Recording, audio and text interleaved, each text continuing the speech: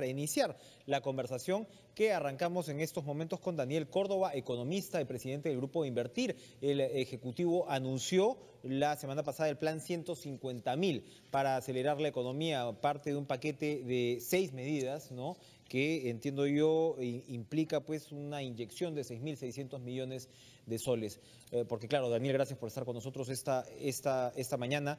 La incertidumbre, el enrarecimiento de la situación que ya venía compleja se ha agravado todavía más con el caso Odebrecht y las implicaciones, las consecuencias que pueda tener en la economía. Decíamos se lo preguntaba a Mercedes Arauz, ¿no?, que hay críticos en los últimos días que dicen que uno de los problemas del gobierno es que señalan se va a hacer, vamos a, ¿no?, y que de repente otra estrategia de comunicación más pertinente sería presentar obras o medidas que ya están en curso. Con respecto a este plan de 150.000 y estas otras medidas, estas 6 medidas para impulsar la economía, ¿cuáles son sus perspectivas? ¿Es lo que se debía hacer? ¿El gobierno está yendo por la dirección correcta? Bueno, encantado de estar acá. Gracias por estar con nosotros. Yo creo que, tal como se ha planteado este paquete, que está basado básicamente en una inyección de recursos, no tendrá un efecto significativo si no se destraban los factores que han impedido que la inversión pública y las asociaciones público-privadas tengan el dinamismo que deberían tener en un país con las condiciones naturales y con estabilidad macroeconómica como es el nuestro. Y esto no solo de este gobierno, sino también del gobierno anterior. ¿Cuáles son estas trabas que están impidiendo que los recursos que tenemos no se plasmen en proyectos bien estructurados que alivien el déficit de infraestructura y el déficit y las brechas sociales que tenemos, de agua, saneamiento y otras?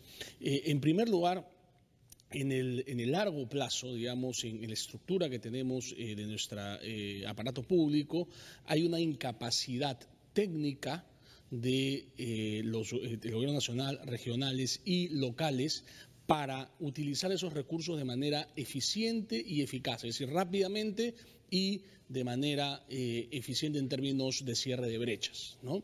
El gobierno ha cambiado ciertas normas de manera positiva, creo yo, para agilizar, para que hayan menos procedimientos y hacer más rápido este tema. Pero lo que sigue es contar con los equipos para que hagan esto. Y eso es lo que yo veo que en este momento no existe. Es decir, no es suficiente decir, acá están los recursos, porque los recursos siempre han estado ahí, ¿ya? Desde hace un buen tiempo en la economía peruana tenemos recursos, pero el problema es que los gobiernos locales, regionales y el mismo nacional no ejecutan los presupuestos, ¿ya? Entonces no es suficiente decir, tengo los recursos acá, ¿no?, y cambio las medidas para que el asunto se facilite un poco, digamos, en términos de procesos, ¿no?, de trámites, de autorizaciones, qué sé yo, si no tenemos a la gente que va a ser capaz de hacerlo. ¿Y qué gente se va a meter al Estado en estas circunstancias con un caso como el de Odebrecht, donde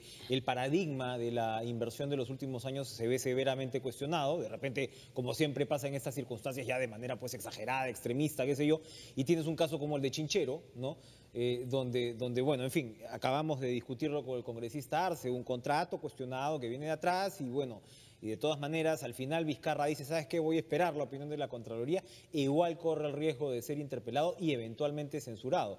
¿Quién se va a meter a integrar estos equipos en circunstancias como estas, donde las reglas de juego no parecen claras y donde está el famoso temor de que si yo firmo algo, me voy a empapelar y me voy a complicar la vida? ¿Cómo sortear una situación como la de esta, donde sin duda no hay que dejar de ser críticos frente a evidentes delitos incluso, ¿no?, que se han producido, con la necesidad de este Estado que tiene que ser más dinámico y más promotor frente hay un concepto en gerencia, en gestión en general, que ha sido muy popular en los últimos años, que es el salir de la caja.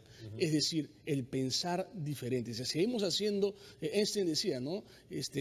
La locura es ese comportamiento de creer que vamos a encontrar resultados diferentes si seguimos haciendo lo mismo.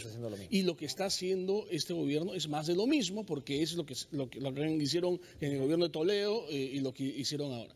¿Qué cosa no sería más de lo mismo? ¿Qué sería, por ejemplo, el terciarizar gran parte de los procesos de generación de asociaciones público-privadas, como se ha hecho en Inglaterra, por ejemplo? Es decir, contratar bancos de inversión de buen nivel, ¿no?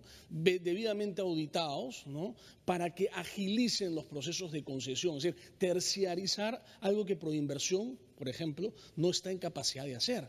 Proinversión ya, Agroquijandría tiene algunos meses y vemos que lamentablemente no vemos ese dinamismo que... ¿Y qué nos garantiza que bancos de inversión vayan a tener una performance, por ejemplo, más transparente que la del Estado? ¿Por qué un banco de inversión? A ver, por el mismo motivo que las empresas de servicio público privadas, como las de telefonía o las de energía, tienen un comportamiento o una actividad mucho más transparente que Sedapal, por ejemplo, que lamentablemente, siendo una empresa pública, no está pues debidamente regulada por SUNAS o se pelea por SUNAS y no tienen nada que perder. Las empresas de energía y de telefonía privadas están reguladas por OSINERMIN o por OCIPTEL, ¿no? Y están debidamente auditadas y debidamente tienen la responsabilidad de portarse bien, porque si no les cae la reconfiguración del directorio de Proinversión, en el sentido de tener 3 asientos ahora de independientes, ¿no? Entre comillas, ya no pues que todo sea prácticamente ministros, ¿no? Que el directorio de Proinversión sea ministros, no iría en esa dirección, no le basta, evidentemente. Exactamente, hay mucha mejora, ¿no? Pero lo que se necesita son como funcionarios tractores, ¿no? Se necesita realmente gente que tenga sangre en la cara y pero que Vizcarra puede ser un funcionario tractor y mire usted dónde está. Bueno, ese es el segundo tema, que evidentemente está dificultando esta reactivación de la inversión pública, lo que es la falta de manejo político, ¿no?